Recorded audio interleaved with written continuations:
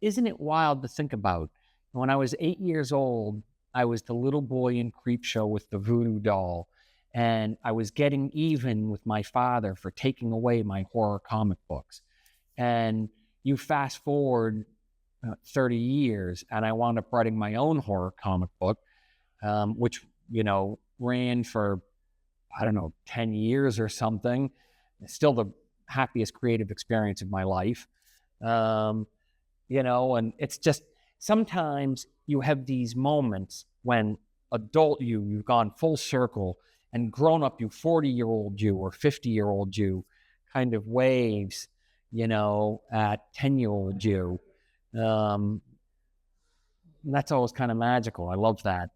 I had that recently, with, when I was 12, bedtime was 8 p.m., but I could stay up an extra hour if I was in bed and reading. And I discovered I could read one Sherlock Holmes story in an hour. So I read my way through all the Arthur Conan Doyle stories in the course of 2 months. It took me 4 nights for each of the books. Last year, I was asked by the Conan Doyle estate if I wanted to write a Sherlock Holmes story, and I had a great idea for one, too. I'd been sitting on a good idea for one for 2 years. So I wound up writing a story for them called An Exercise in Murder. And I think it came out pretty well. It'll be out in an anthology at the end of this year. But I do feel a little bit like I had a chance to say hello to the 13-year-old sitting in his bed reading those stories. I was able to reconnect with him, and that was pretty great.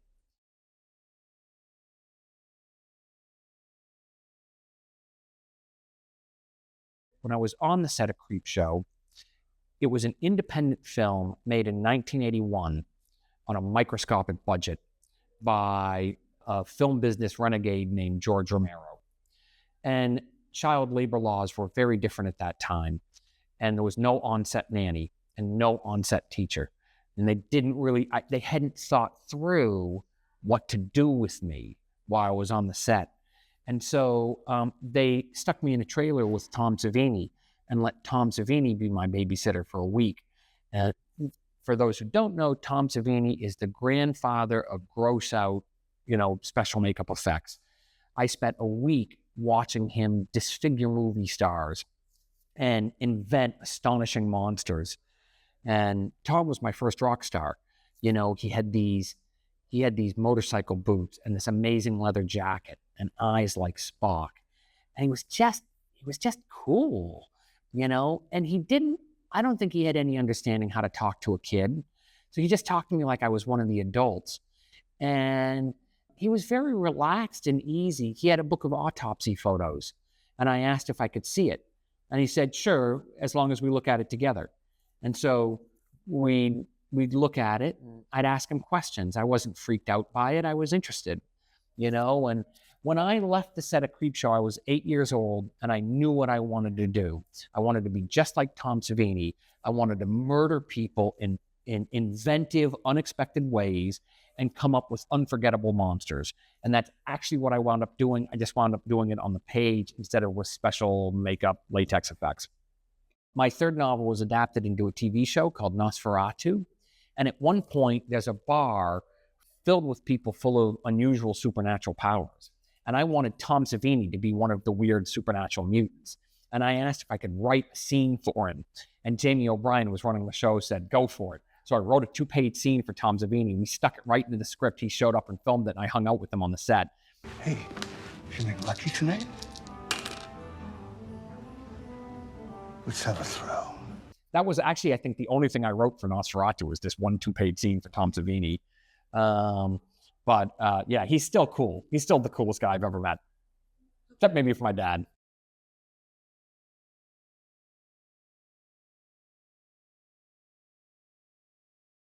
I take the attitude of a farmer. You can't plant the same crop in a field over and over again without burning out the soil. But they keep the field rotating to keep the soil fresh and alive. I mostly followed that practice throughout my career, going from screenplays to novels to short stories to comic books, with a belief that practice of one will help inform the practice of another.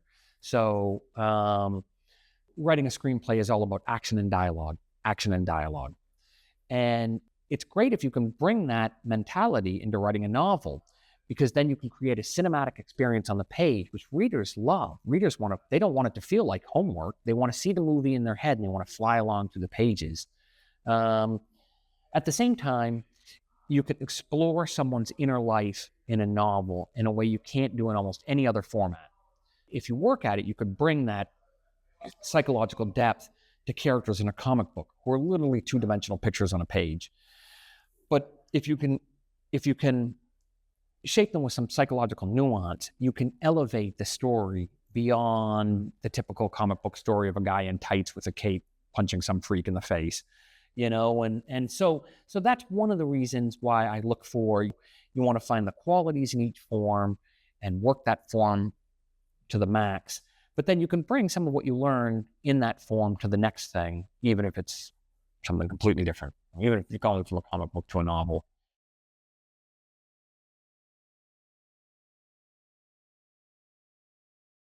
I started writing every day when I was 13 years old. I would come home from school and find my mom sitting in her office at her typewriter, banging out a story. I'd go up to my dad's office. He'd be in front of an early computer. It was called a Wang word processor. Had a black screen with green lettering on it, like the lettering in the Matrix, and that computer just looked like the future. And he'd be there, be sitting there playing make-believe. I just thought that's what you were supposed to do. That you were supposed to spend 2 hours every day by yourself making something up. Sooner or later, someone will pay you for it, which did turn out to be true. But when I was in college, I was a fairly anxious guy then, and I had a fear that if I wrote as Joseph King, I might write something not very good, and it would get published anyway, because an unscrupulous publisher saw a chance to make a quick buck in a famous last name. And the thing about readers is readers are smart. They might buy your first book because you got a famous daddy. If it's no good, they won't buy your second book. And if I didn't have a career writing, I didn't know what I'd have, because I wasn't really mentally prepared for anything else. I had sort of put all my energy into this. So it's very important to me to sort of craft a career that would go the distance, that would last for decades. So I decided to drop the last name. I began to write under an abbreviated version of my middle name. My full name is Joseph Hillstrom King. So I started to write as Joe Hill. I was able to keep the pen name, I was able to keep it secret about my parents for almost a decade. My secret to keeping it, my special advantage was failure. No one was much interested in, who the parents were of an unpublished author. I wrote 4 books that I couldn't sell. I wrote dozens of short stories, and racked up 1,000 rejection letters. And along the way, I had also, after college, decided I was going to write mainstream literary fiction, to sort of escape the kind of stuff that my dad was known for. But that was less of a good fit for me, because I didn't really read mainstream literary fiction. I read Tales from the Crypt comic books, and Alan Moore's Swamp Thing, and Stephen King novels, and, Dan Simmons novels. And, I just didn't really care about mainstream literature. But at a certain point, I realized, okay, if I was Joseph King, I couldn't write stories of fantasy. But I'm not Joseph King, I'm Joe Hill. And Joe Hill is Joe Schmo. No one knows anything about him. You can write whatever you damn well please. That was a very liberating discovery. I wrote a short story called Pop Art about the friendship between a juvenile delinquent and an inflatable boy named Arthur Roth. Arthur is made of plastic. He weighs 12 ounces. And if he sat in a sharpened pencil, it would kill him. And I had so much fun writing that story. And it sold to the 3rd place I sent it. So editors sensed the fun simmering under the scenes and responded to it, which is something they had never done to my literary stories. And one of the reasons a lot of those stories got rejected, I think that they were technically proficient, that I had quite a bit of technical polish, but they were just dead on the page. I didn't care about them, so why would anyone else?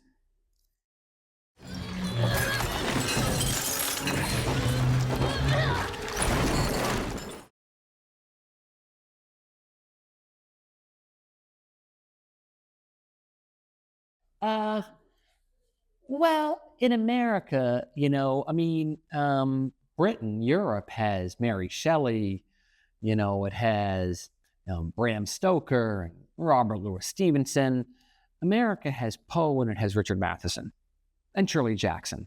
There's a smaller pool of influences to draw on.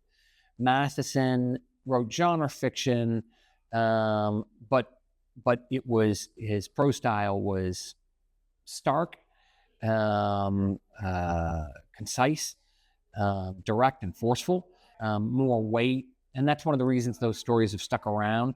The big reason the stories have stuck around is because they create classic scenarios. Though his short novel Duel is a perfect work of existential horror.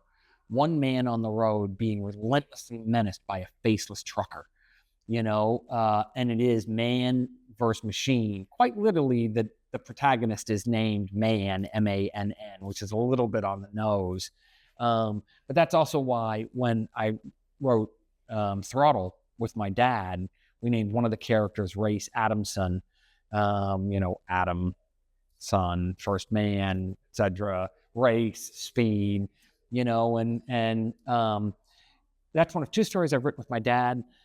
Collaborating with my dad is a tremendous pleasure, if a little eye-opening, because I'm like most other writers. I slave over my pages, I tear my hair out. Oh God, what am I going to do with the next paragraph? When will this hell ever end? And so I'd sweat bullets through getting 4 pages written. Then I'd email them to my dad, and my dad would email me back and say, 45 minutes later, and say, that was great. I just wrote 3 pages myself. My dad is a guy, he goes, achoo, oh, look, a novel. They just sort of seem to burst out of him. I enjoy writing. I've been reasonably prolific, but there's really no one like my dad.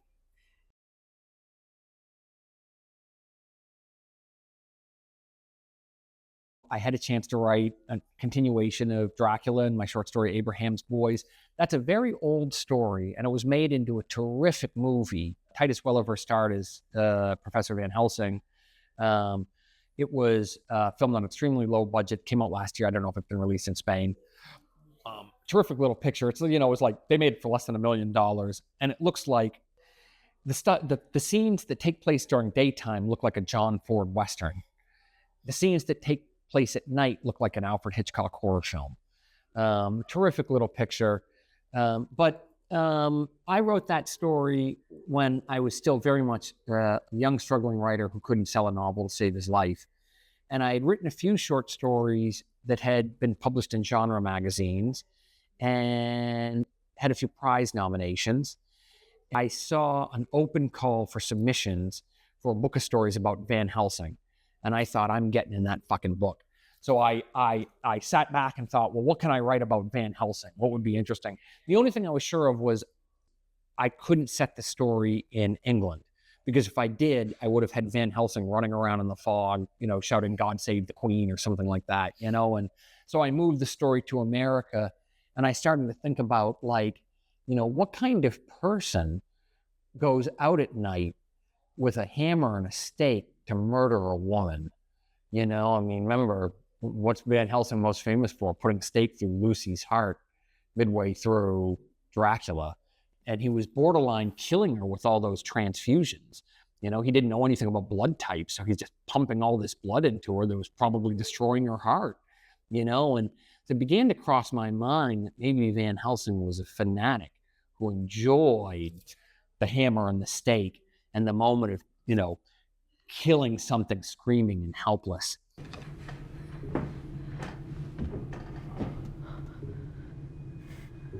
And from that, I could see, what would it be like to be his son?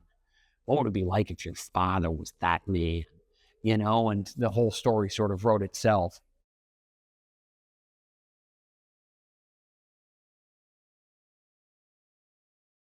I've occasionally were asking about, when do I play with fan fiction? There's a scene early in King Sorrow. One of the characters lives with his grandfather, And his grandfather has a collection of oddities. His grandfather is fascinated by the supernatural and has a whole cabinet of curiosities. He has a film of a seance and, a lot of other weird stuff in there. But one of the things in there, he has the rifle of a man who attempted to kill a congressional candidate named Greg Stilson. The rifle belonged to John Smith, who was the protagonist of The Dead Zone. And my characters look at this rifle and talk about it. And so this was kind of a chance to riff on The Dead Zone, which is my favorite of my dad's books. I also didn't ask for permission. I just stuck it in there. I thought, if he doesn't like it, he'll tell me.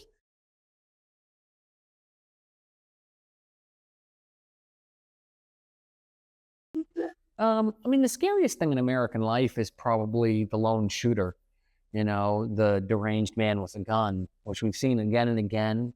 And America has shown it lacks the political will to do anything about it. We've made a collective decision as a culture that a certain number of children dying every year is acceptable as long as we can all have the guns we want. The country is in an advanced state of moral and political rot. There's a lot of open corruption at every turn, open bribery from the executive branch on down.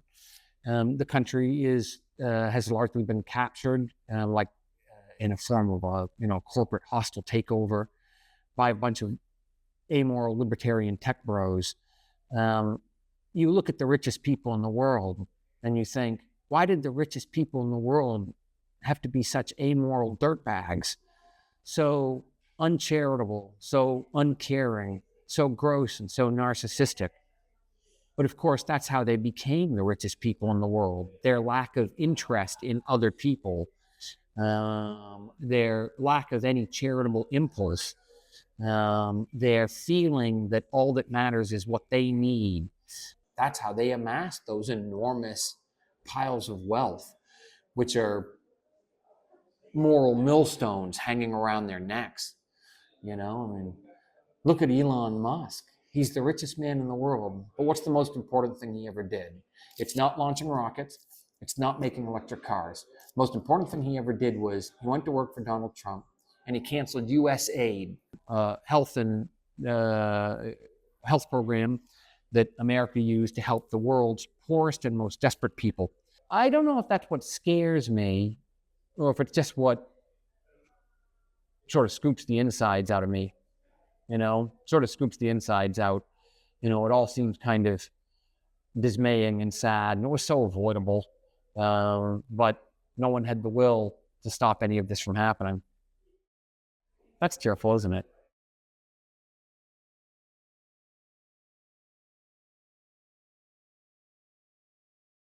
The first one was just such a beautiful experience. I'm so delighted it was a big success, and really, I've been lucky to have a few things adapted, but that's the one that I'm most thrilled by. And it was a case of sort of like everyone bringing something of their own to it. So 30 minutes of that film, the first film, is just a short story, right down to all the dialogue from the short story, every plot development. It's all right there on the screen. But if they only filmed the short story, they would have had a short movie. They wouldn't have had a feature-length picture. So there's also all this stuff in the film that's autobiographical about director Scott Derrickson's memories of growing up in dirty North Denver in the 1970s. And it's a reflection on what that was like.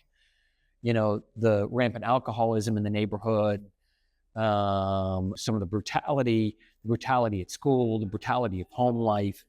And I think that's the heart of the picture, really. The part of it that's almost like memoir is really powerful. And then C. Robert Cargill, the co-screenwriter with Scott Derrickson, he figured out a kind of escape room mechanism.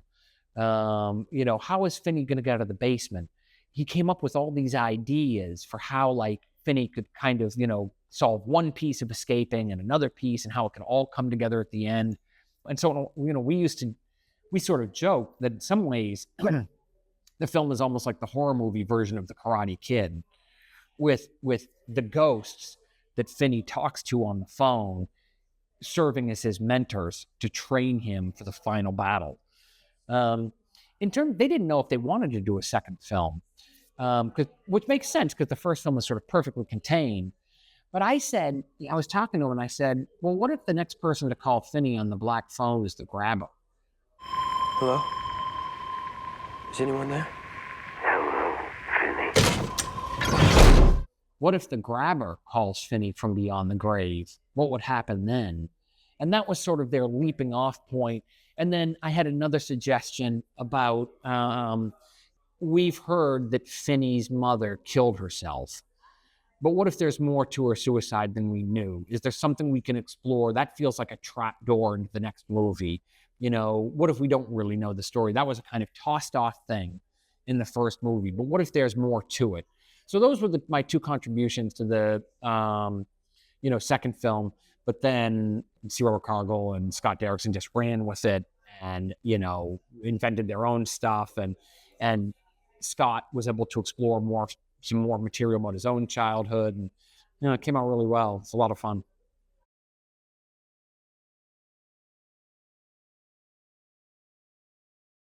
Oh, was it really? That's so interesting. It was right after the second take was canceled. So that second version, in some ways, of the three pilots, the best of the pilots is the second one, which was never released. Okay, that one was directed by Andy Muschietti, and he tackled it right after finishing directing It Chapter 1. And he brought all the energy of It Chapter 1 into that pilot. And it's masterfully acted. It looked great. And it just was propulsive and terrifying. And I'm still a little mystified about why it never got made. I think it was probably too scary, and that those scares depended so much on children being in peril. And there was kind of a feeling, it was being produced by Hulu and Disney, and there was a kind of feeling like, can we put children in peril like this every week? I don't know if we can. Carlton Cuse was the producer on that second version of Locke Key, and he was the producer on the third version, which finally succeeded on Netflix. And Carlton is the one who figured out how to make a version of it that people wanted to see. And that was leaning into the fantasy elements and the young adult elements, which are there in the comic. The comic is a kind of young adult fantasy scenario, but because I am who I am, I did it as an R-rated story. The comic book is very much rated R horror, but the TV show is kind of light PG-13 fantasy, young adult fantasy. And those two things are both there in the, woven into the DNA of the comic book. I was involved with the first season, and I was involved in the third season.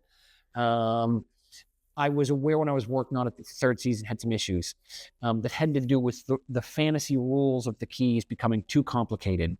In the comic book, it's always pretty simple. And I feel like the reader can always look at the page. You don't need any special knowledge to understand what's going on. But to understand how the keys work in the third season of the show, you really almost needed to do some homework. And I think that kind of sapped some of the fun out of it. But the first two seasons are great. The first two seasons really hum. And I feel like did everything that was there to do in the comic book. The first two seasons had the comic book to work from. The third season was using some ideas that might have been developed in a possible World War Key, Locke and Key series that never came to fruition. But so they didn't have as much material to work with. They were kind of shooting in the dark. And, and again, when you spend too much time working on the rules, when the rules get too complicated, it wrecks the fun.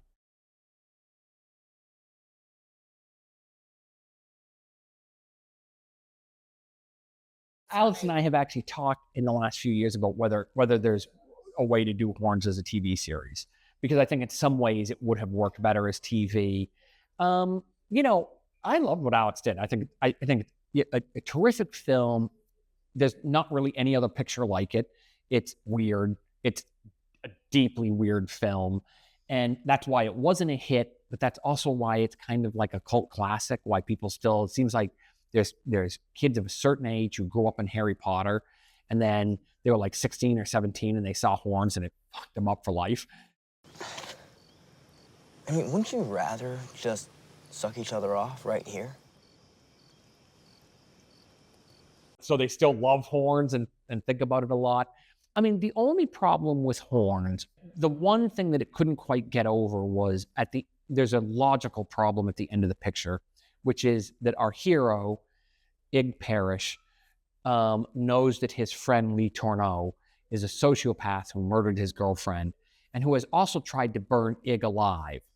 And yet, for some reason, Ig begs Lee to go into the woods with him, where the two of them can be alone, to persuade him to confess.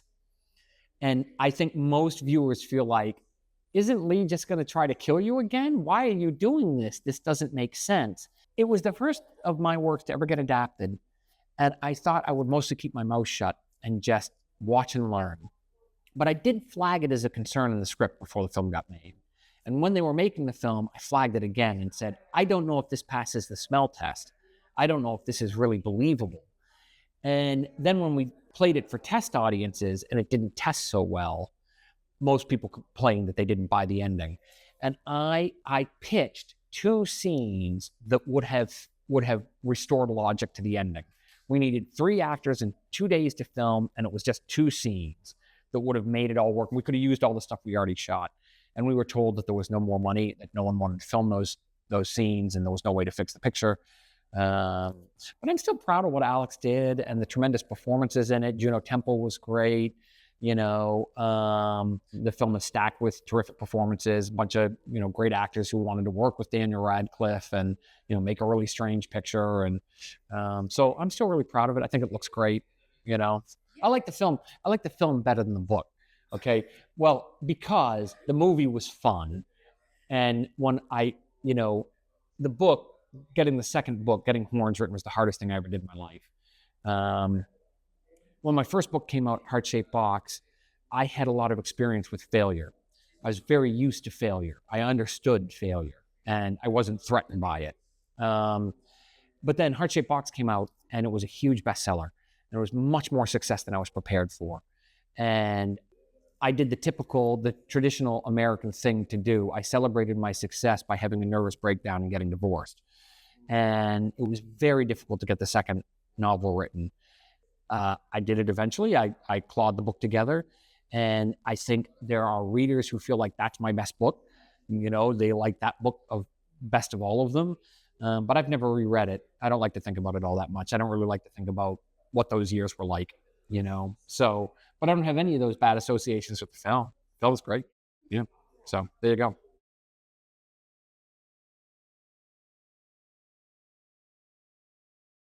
I hardly understand myself when it comes to deadlines. I would say for the first big chunk of my career, I missed every single deadline I was ever given about writing novels. And I never missed a deadline for writing comics. I was like clockwork about producing comic book scripts. But if I had a 2011 deadline for the next book, I would think, well, what's wrong with 2012 or 2013? What's the rush? And now I feel like I've started to stack up some work. So I actually feel like I'm a little bit ahead of the curve as far as deadlines go. Like now it's kind of the other way around, where I'm like, what can we do to push stuff faster through the publishing pipeline? I had hoped to have the new book, Hunger, out this year. But the machinery around my publishing is sort of organized for a book every 3 years. And so I think it's been a little bit of work trying to recalibrate things to see if we can't get to a point where there's a book every year. I feel like that's something I can do now. We had King Sorrow in 2025. Hunger is in 3rd draft and is in pretty good shape. I'm working on the next book. So now I'm trying to push the pedal down and see if, we can't produce a faster flow of prose fiction. I mean, I've always had something new coming out. That's one of the pleasures of comic books. It's a monthly medium. There's usually a new graphic novel every year, and I always felt that sort of, in the long wait between novels, that kind of kept my profile alive. But I'm not really working in comics anymore, and I feel like we're in a good position to roll with the novels, and so that's what I'm trying to do.